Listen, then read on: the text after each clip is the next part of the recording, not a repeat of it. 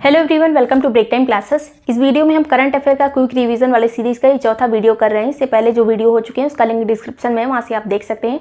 ये UP PCS या फिर आने वाले जो एग्जाम है उसमें डायरेक्टली इनडायरेक्टली पूछे जा सकते हैं, क्योंकि इस टॉपिक से घुमा फिरा के क्वेश्चन यूपी पीसीएस में बन सकते हैं। तो चलिए शुरू करते हैं, क्योंकि इसरो यहाँ पे न्यूज़ में रहा है तो इसरो के बारे में पहले देखेंगे। इसका फुल फॉर्म एकदम जो भी वर्ड है पूरा अच्छे से देखिएगा, क्योंकि थोड़ा सा एक चीज़ चेंज करके पूरा कन्फ्यूज़न क्रिएट हो जाता है ऑप्शन में। तो Indian space research organisation, ISRO का फुल फॉर्म। नए चेयरमैन जो बने हैं आपने नाम सुन ही लिया होगा, एस सोमनाथ। किसकी जगह पे? के-सिवन की जगह पे। पूछा जाए ये एस सोमनाथ कौन से नंबर के हैं, तो ये 10वें नंबर के हैं, 3 साल के लिए बने हैं। इससे पहले के-सिवन जो है ये भी 3 साल के लिए 2018 में बनाए गए थे, लेकिन 2021 में इनका कार्यकाल बढ़ा दिया गया था। तो एस सोमनाथ जो है 3 साल के लिए बनाए गए हैं। अब इसरो का इतिहास देखिए, 1962 में एक समिति बनी थी जिसका नाम था भारतीय राष्ट्रीय अंतरिक्ष अनुसंधान समिति, या फिर इनकोस्पार। तो पहले ये एक समिति बनी थी, बाद में इसरो बना था। 1962 में ये समिति बनी। इसके चेयरमैन थे विक्रम साराभाई। फिर इनके डायरेक्टर कौन थे? तो होमी जे भाभा इनके डायरेक्टर थे। अगर पूछा जाए कि जो परमाणु अनुसंधान के जनक किसे कहते हैं, तो यही होमी जहांगीर भाभा को। पूछा जाए अंतरिक्ष विज्ञान के जनक किसे कहा जाता है इंडिया में, तो विक्रम साराभाई को। बाद में यही विक्रम साराभाई जब इसरो कब बना? 15 अगस्त 1969 में। ये समिति 62 में बनी थी, 69 में इसरो बना 15 अगस्त को। और इसका जो पहले अध्यक्ष बने थे इसरो के, वो विक्रम साराभाई ही बने थे। विक्रम साराभाई के नाम पे कई सारे केंद्र भी बने हैं, बाद में आगे देखेंगे। मुख्यालय कहाँ है इसरो का? बेंगलुरु में। जब इसरो बना था तब ये बेंगलुरु में इसकी स्थापना नहीं हुई थी, केरल में हुई थी, तिरुवनंतपुरम में एक कमरे में ये लोग बैठ के, और कई सारे जो अलग अलग अमेरिका वगैरह अपना अंतरिक्ष अनुसंधान उपग्रह भेज रहे थे, रशिया भेज रहा था, यूएसएसआर तब भेज रहा था, तो उसी से ये लोग इंस्पायर हुए थे और एक कमरे में इन्होंने ये सब शुरू किया था। बाद में बहुत आगे हम पहुँच चुके हैं।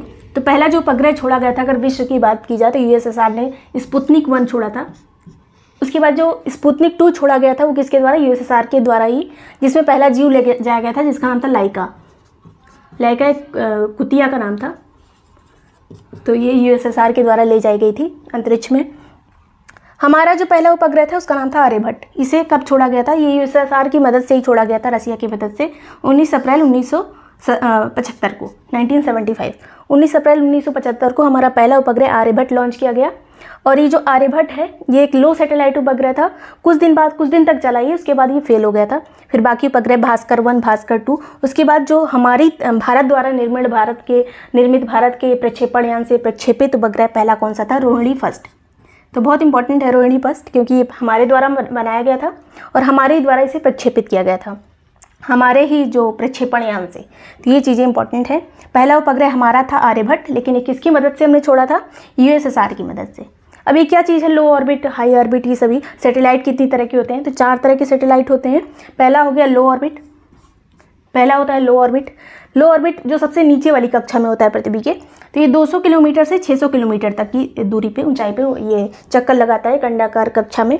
दूसरा होता है सन सिंक्रोनाइजेशन वाला। सन सिंक्रोनस जो सूर्य तुल्यकालिक उपग्रह होते हैं, ये 500 से लेकर 1200 किलोमीटर की ऊंचाई पर ध्रुवीय कक्षा में चक्कर लगाते हैं, जो 90 डिग्री वाली कक्षा में चक्कर लगाते हैं। तीसरा है जियो सिंक्रोनस या फिर भूतुल्यकालिक उपग्रह जो है 36,000 किलोमीटर की ऊंचाई पर चक्कर लगाते हैं।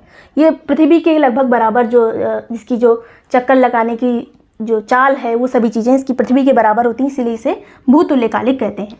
और ये विषुवत रेखा के ऊपर चक्कर लगाते हैं, तीसरे वाले। अब यहाँ पे चौथे तरह का जो सैटेलाइट है उसे कहते हैं लॉन्ग एलिप्टिकल सैटेलाइट, जो कि 39,000 किलोमीटर से भी ऊंचाई तक जा सकता है, स्थापित हो सकता है इस तरह का उपग्रह लॉन्ग एलिप्टिकल। तो सीधे धीरे धीरे इसकी ऊंचाई यहाँ पे बढ़ती जाती है। लो ऑर्बिट, फिर सन सिंक्रोनाइजेशन मतलब सूर्य तुल्यकालिक, फिर भूतुल्यकालिक, जियो सिंक्रोनस, उसके बाद लॉन्ग एलिप्टिकल। ये तो हो गए 4 तरह के सैटेलाइट। अब यहाँ पे जो पहले ये वाला था रोहिणी फर्स्ट, इसे किससे छोड़ा गया था? SLV-3 से, जो कि 1980 में बना था। अब धीरे धीरे इसका भी एडवांसमेंट होता जाएगा, जो यान है छोड़ने वाले। तो SLV, उसके बाद SLV के बाद ASLV बना, फिर PSLV, फिर GSLV। तो SLV की खासियत थी कि ये केवल 40 किलोग्राम तक के उपग्रह सैटेलाइट को ले जा सकता था और केवल लो ऑर्बिट में स्थापित करता था।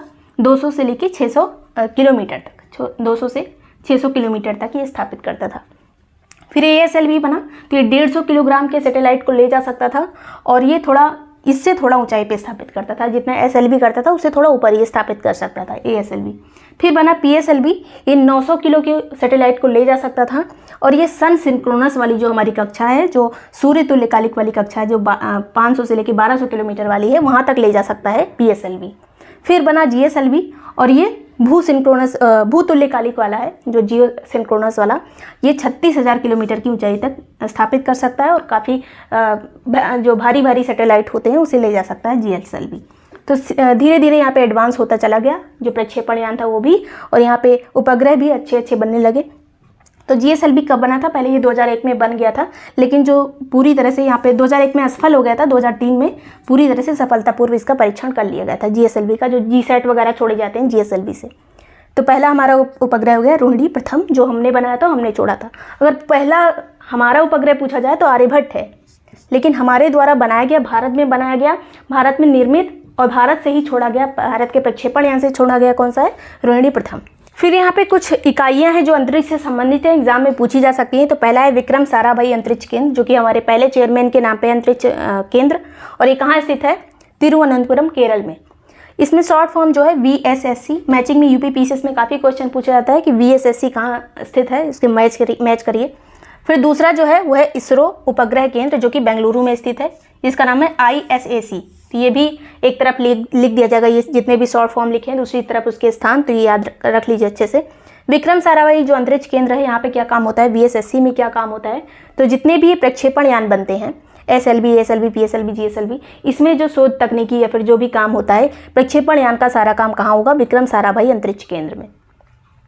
दूसरा है इसरो उपग्रह केंद्र, जो कि हम नॉर्मली इसरो का केंद्र कहाँ कह देते हैं? बेंगलुरु में। तो ये बेंगलुरु में स्थित है इसरो उपग्रह केंद्र। तो सैटेलाइट से संबंधित जितने काम है वो यहाँ पे होते हैं बेंगलुरु में।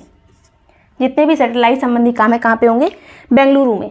जितने भी प्रक्षेपण यान से संबंधित काम है कहाँ होते हैं? विक्रम साराभाई अंतरिक्ष केंद्र, तिरुवनंतपुरम में। फिर आता है तीसरा वाला अंतरिक्ष उपयोग केंद्र।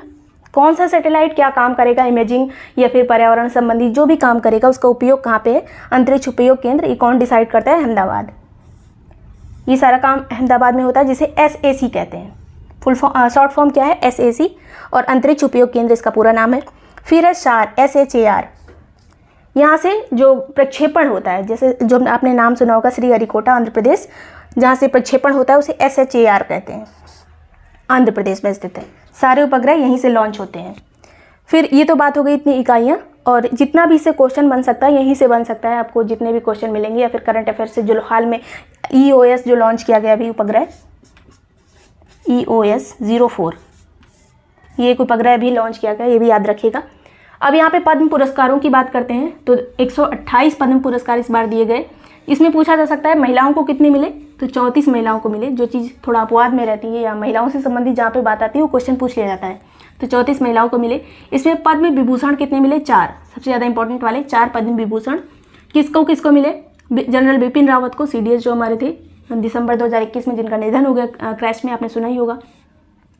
तो ये दूसरा वाला है राधेश्याम खेमका, ये गीता प्रेस के अध्यक्ष थे। गीता प्रेस जो गोरखपुर में स्थित है उसके अध्यक्ष थे राधेश्याम खेमका। ये तीनों लोग की मृत्यु हो गई, इन तीनों लोगों को मरणोपरांत दिया गया। केवल एक ही जीवित व्यक्ति प्रभा अत्रे को मिला है पद्म विभूषण, और ये कल्याण सिंह पहले यूपी के मुख्यमंत्री थे, पब्लिक अफेयर्स में इन्हें मिला है। प्रभा अत्रे ये कला से संबंधित है, महाराष्ट्र से संबंधित है, महाराष्ट्र की प्रभा अत्रे, इन्हें कला के क्षेत्र में मिला है, गायन वगैरह में। फिर पद्म भूषण कितने लोग को मिला है? 17 लोगों को। क्षेत्र पूछ लिया जाता है, याद रखिएगा किस क्षेत्र से संबंधित है। तो पद्म भूषण जो इंपॉर्टेंट लोग हैं बस उन्हीं का याद रखिए। तो 2 लोगों को मरणोपरांत मिला है। सुश्री गुरमीत बाबा, ये पंजाब के थे, कला से संबंधित मरणोपरांत मिला है गुरमीत बाबा को। फिर संजय राजा राम, ये मैक्सिको के थे नागरिक, और ये विज्ञान और इंजीनियरिंग के क्षेत्र में इन्हें मिला है संजय राजा राम को। साइरस पूनावाला को उद्योग के क्षेत्र में, सत्ता नडेला को, सुंदर पिचाई को, इन लोगों को। राजीव महर्षि को सिविल सेवा के क्षेत्र में। राशिद खान यूपी के थे, ये इंपॉर्टेंट है। राशिद खान को किस क्षेत्र में मिला है? यूपी में है, कला के क्षेत्र से संबंधित। वशिष्ठ त्रिपाठी भी यूपी के थे, साहित्य और शिक्षा से संबंधित। तो इन लोगों को मिला है पद्म भूषण, 17 लोगों को। नंबर जरूर याद रखिएगा और इन चारों लोग के नाम पूरा अच्छे से याद रखिएगा। फिर कितने लोग को पद्मश्री मिला है? 117 लोगों को। 117 को पद्मश्री, नाम इतना इंपॉर्टेंट नहीं है। नीरज चोपड़ा, अवनी लेखरा, इन लोगों को मिला है पद्मश्री।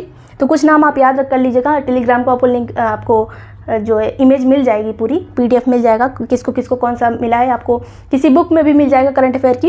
वीडियो पसंद आया हो तो लाइक और सब्सक्राइब कर लीजिएगा। इसके अलावा यूपी PCS के आपको टेस्ट सीरीज ज्वाइन करनी हो तो नीचे लिंक दिया गया है डिस्क्रिप्शन में, वहाँ से जाके वीडियो देख के आपको ज्वाइन कर सकते हैं। नंबर भी दिया हुआ है जिसमें आपको लगभग 17 टेस्ट मिलेंगे, 50 क्वेश्चन होंगे उसके एक्सप्लेनेशन, और मेरे जितने भी नोट्स हैं वो सभी आपको PDF फॉर्म में मिल जाएंगे। वीडियो पसंद आया तो लाइक और सब्सक्राइब कर दीजिएगा। Thank you so much for watching break time classes.